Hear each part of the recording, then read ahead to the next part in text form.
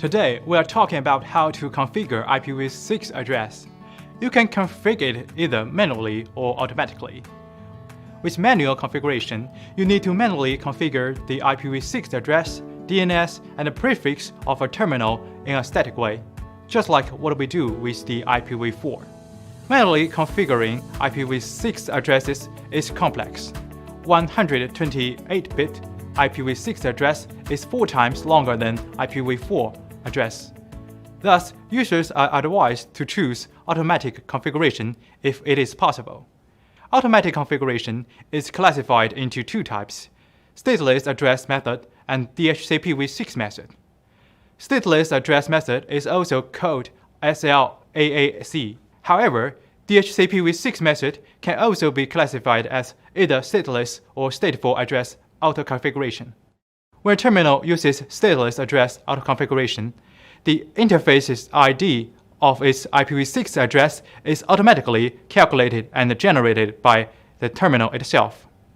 In the meanwhile, its network prefix and DNS parameters are generated by the gateway and sent to the terminal through RA messages.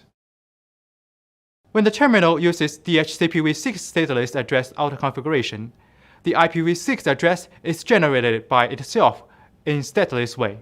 The prefix and the DNS parameters are configured by the DHCPv6 server.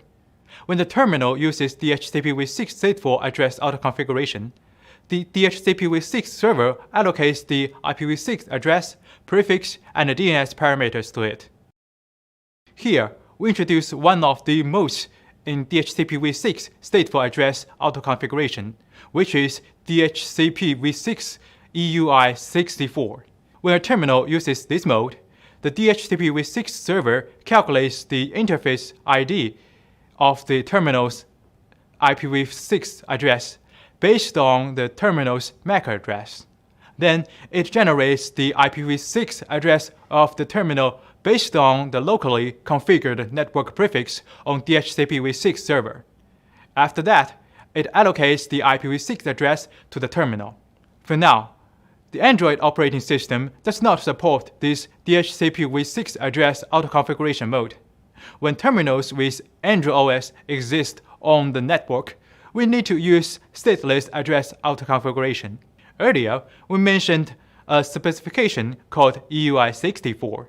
This specification describes how to convert the MAC address of a terminal into the interface ID of its IPv6 address. A MAC address is comprised of 48 bits. The first 24 bits indicate the vendor identifier of the terminal, and the last 24 bits indicate the extension identifier of the terminal. According to the EUI64 specification, FFFE is inserted between the 2 groups of 24 bits, forming a 64-bit string of characters.